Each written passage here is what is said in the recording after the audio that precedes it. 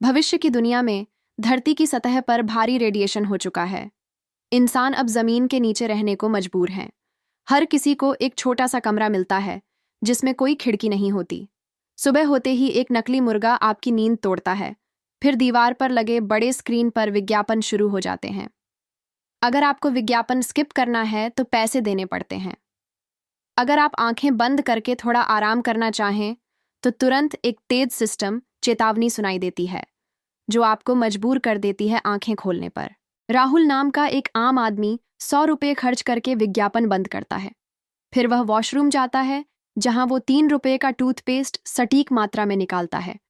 तभी उसके सामने लगे शीशे पर फिर से रंगीन विज्ञापन चालू हो जाता है।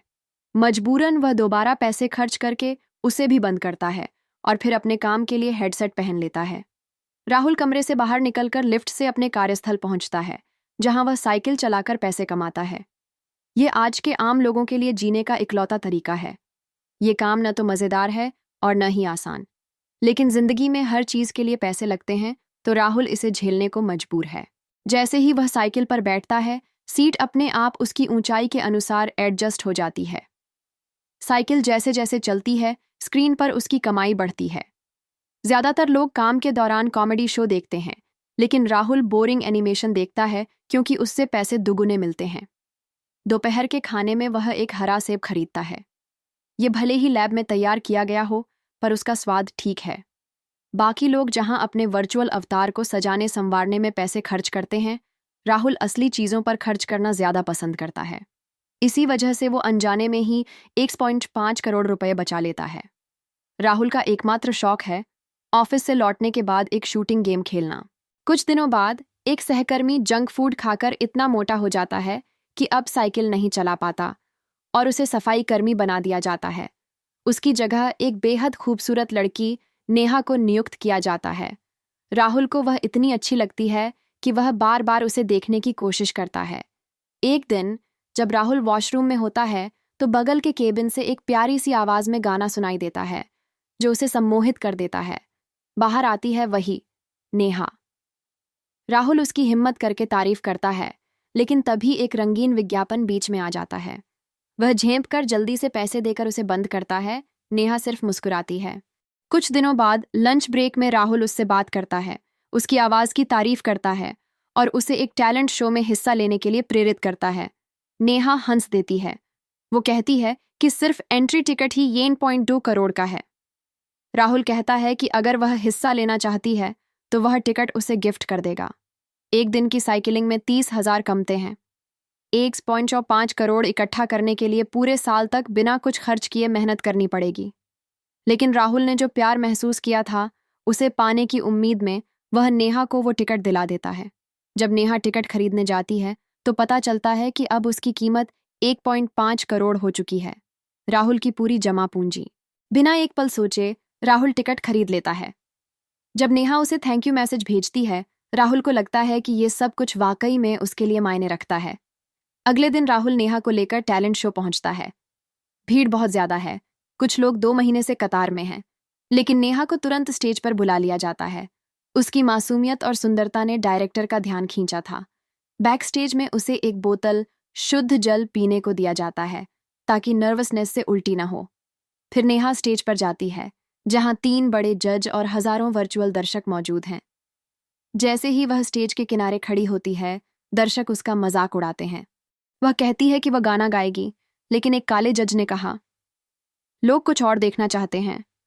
जब नेहा कुछ समझ नहीं पाती तो वह अश्लील इशारा करता है कि उसे अपनी शर्ट ऊपर करनी चाहिए।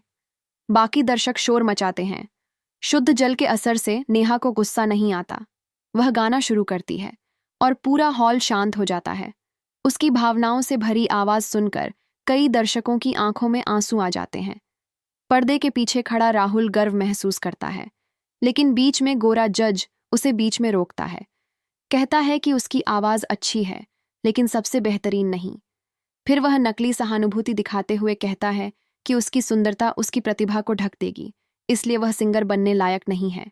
महिला जज सहमति में सिर हिलाती है।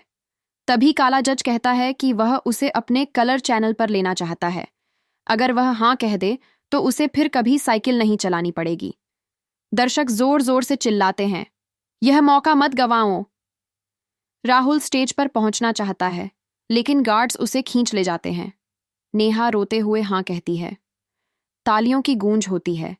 एक और आम इंसान की सक्सेस स्टोरी बन जाती है। राहुल अकेले घर लौट आता है। वह नेहा द्वारा दी गई पेपर से बनी पेंगुइन की मूर्ति को बंद करके रख देता है। अब वह पूरी तरह टूट चुका है। उसे अब अपने पसंदीदा गेम्स में भी मजा नहीं आता। तभी स्क्रीन पर रंगीन चैनल का विज्ञापन शुरू होता है और उस पर नेहा दिखती है।